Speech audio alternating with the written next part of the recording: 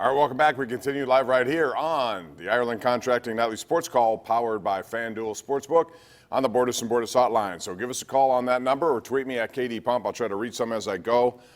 Can't promise you get a lot on, but we'll try to do the best here we can. In the meantime, out to the lines. We'll begin with Matt in Green Tree. Hello, Matt. How are you? Pretty good, Bob. How are you doing? I'm good, thanks. What's going on?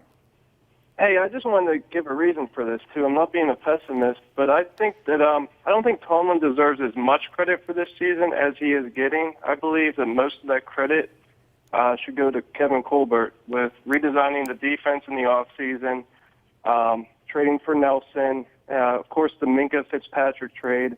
Just as much as I don't believe Tomlin deserves the criticism for the play of the backup quarterbacks, I don't believe he deserves all the accolades for how well the backups performed, because Benny Snell was a great talent at Kentucky, and Colbert brought him in. I just think, like today, we saw Tomlin not challenge that touchdown. There should have been a touchdown. No, I don't think so. I talked with Gene Steratore, who says they would have lost that challenge. So, oh, really? Yeah, there was an elbow that hit before that second foot hit, and when that happens, it's incomplete. But I understand people thought they should have maybe done it because it was a scoring play, and Lord knows they haven't scored a lot of touchdowns lately. I get that, but it would have ended up probably being an incomplete pass. So, but hey, listen, I understand what you're saying. I think Kevin Colbert did a nice job with that.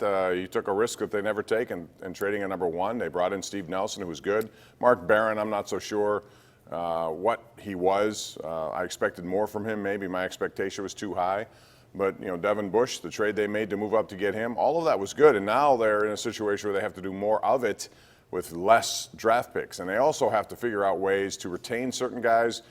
The Antonio Brown money is coming off the books. That will help them. They may need some restructured deals in order to, be a player in free agency. They need tight ends. They need people to go over the middle, not only who can catch but can block. I think both those guys didn't do enough of that as the tight end position. So, they drafted Gentry from Michigan. How good can he be? I'm not so sure. Haven't seen enough of him. He's a tall guy, big target, but can he adjust to the NFL game? We'll see.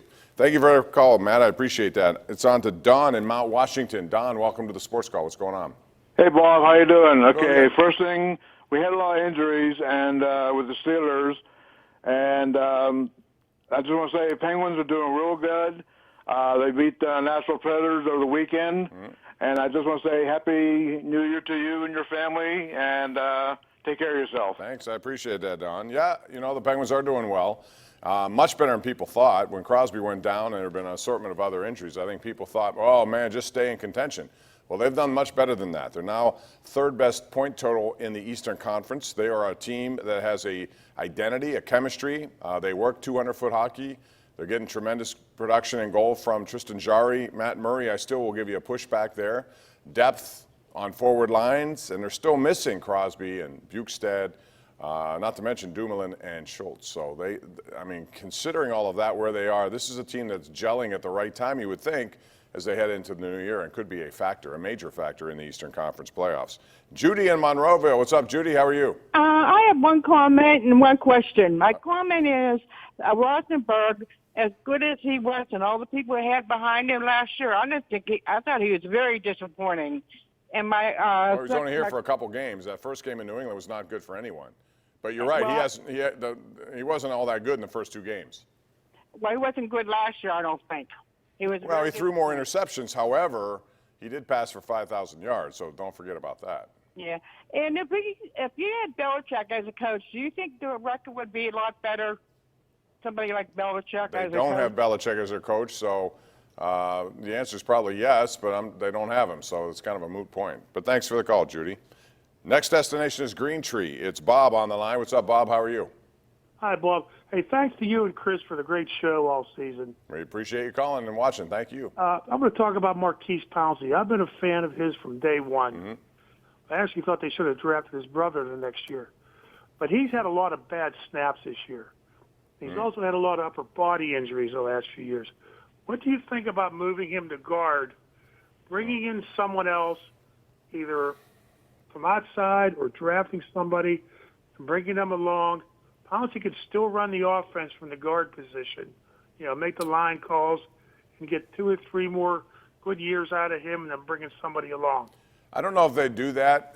Quite frankly, he's a center mostly. I can't look back at what he did in college at Florida, whether or not he was a guy who did multiple positions or just center. But to me, he's the center and will be until he leaves here. Now, the snaps have been a problem. Even with B.J. Finney, it was a problem here at the time he got in there. So, the bottom line is that has to get better. But I think overall, he's the least of their worries on the O-line. They have to worry about, I think Villanueva had the kind of year that you didn't expect from him. Ramon Foster may not be around next year. We'll see. He could be a cap casualty. You also have Matt Filer in his first season at right tackle. He started well, but I don't think he was as good as the year went on. And then B.J. Finney's moving around. DeCastro's solid. I like him. But there's no question. It's an older offensive line that needs some retooling to it. And again, if you invest draft picks there, you better make sure that you. And it's a multifaceted problem. It's not easy to put that puzzle together every year. That is the roster. All right, let's go to New Brighton. And is it Dan, Steve? Or Bob in New Brighton. What's up, Bob? How are you? Hi.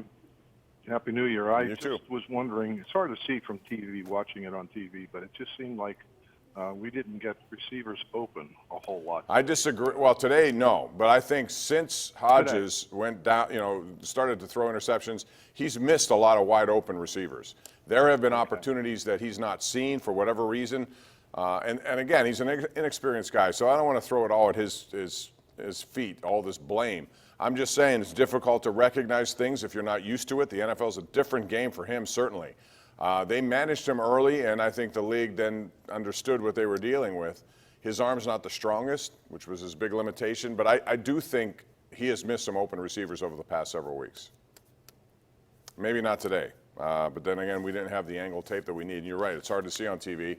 We get a different kind of cut of tape from a coach's point of view. You can see a lot better, and that's where later in the week you can have better answers about that. But I know for a fact in the last several weeks there have been guys open, specifically Juju Smith-Schuster on a couple of occasions, and he's not seen him. So, I mean, as I said, that's a young quarterback who's in charge of a lot on his plate in his first go-around in the NFL. Never probably thinking he'd get this opportunity, but that's the nature of sports. We're going to take a break. When we come back, we'll continue this and remind you about the #1 Cochran Sports Showdown. It's on tonight at about 12:08, I think, is that start time after the late news on KDKA. We'll be back right after this on the Nightly Sports Call.